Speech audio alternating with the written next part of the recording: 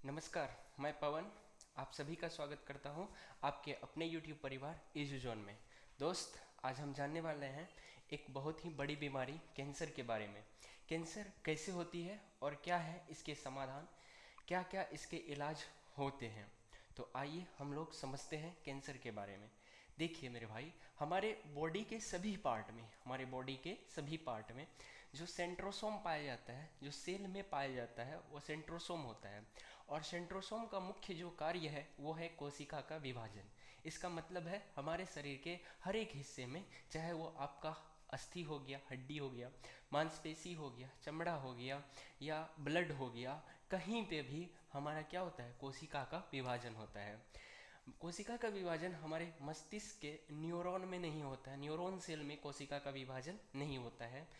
बाकी जो हमारा मस्तिष्क है यह टोटल 90% से हमारा न्यूरॉन कोशिका से बना होता है, और जबकि 10% जो होता है इसमें गैलियम सेल होता है, जिसमें कोशिका विभाजन होता है। केवल और केवल न्यूरॉन कोशिका में कोशिका विभाजन नहीं होता है, सेल डिवीजन नहीं होता है।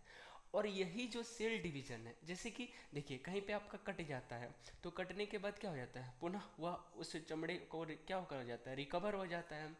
तो यह कोशिका विभाजन से ही संभव हो पाता है।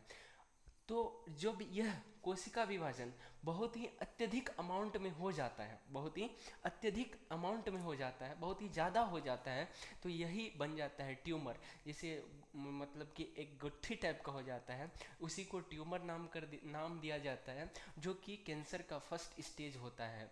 और वही आगे चल कर कैंसर में रूपांतरण हो जाता है। लेकिन मस्तिष्क जो होता है, मस्तिष्क में अगर ट्यूमर हो गया तो वही फर्स्ट एंड लास्ट स्टेज हो जाता है कैंसर का। क्योंकि अगर ट्यूमर हो गया तो मृत्यु लगभग निश्चित हो जाती है, या यूं कहे तो निश्चित ही हो जाती है। जबकि कैंसर में अगर हमारे बॉडी के अन्य पार्ट में कहीं होता है और अगर ट्यूमर की स्थिति में वह पकड़ा जाता है, ट्यूमर की स्थिति में ही पता चल जाता है, तो उसके बाद उसका समाधान संभव है कुछ हद तक, लेकिन 100% उसका समाधान आज तक नहीं है। तो अब उसका क्या क्या उपाय है उसके बारे में हम लोग समझते हैं। तो उसके दो ही उपाय हैं, दो तरीके से उसका इलाज किया जाता है। एक है केमियोथेरेपी। केमियोथेरेपी एक सेक टाइप का होता है, एक गोली गोली दे करके किया जाता है, एक इंजेक्शन दे के किया जाता है। यह जो थेरेपी होता है इसमें एक प्रकार का सेक जब दिया जाता है, जिसके कारण बाल उल भी झड़ने लगते हैं।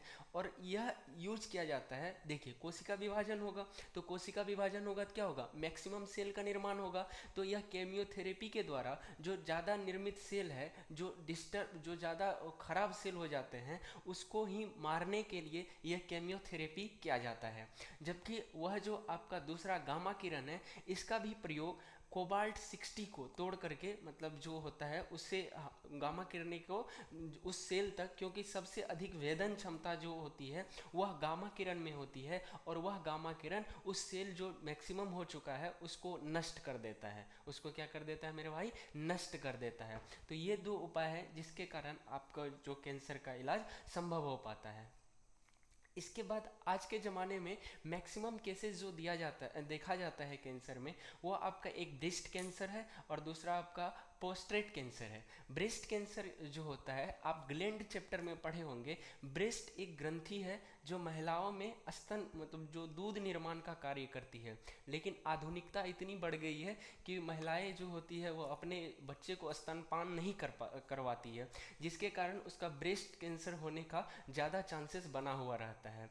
और पुरुषों में जो होता है वो प्रोस्टेट कैंसर या पोस्ट्रेट कैंसर, यह जो होता है यह उसके अत्यधिक मास्टरब्यूशन करने के कारण होता है। और उसके बाद इसके कई प्रकार के होते हैं। कहीं जो जगह आपका हो गया वो कैंसर हो गया, जैसे किसी का आंत में हो गया तो आंत का कैंसर, जैसे किसी का स्किन पर हो गया तो स्किन का कैंसर। और स्किन के कैंसर के एक और होने का कारण हो जाता है ultraviolet rays. Ultraviolet rays skin पर पड़ने के कारण स्किन कैंसर का भी खतरा बना रहता है। लेकिन अगर वही कैंसर का पहला स्टेज ब्रेन में हो जाए तो वह ब्रेन ट्यूमर कहलाता है। तो आशा है आप कैंसर के बारे में थोड़ा बहुत समझ पाए होंगे। Thank you.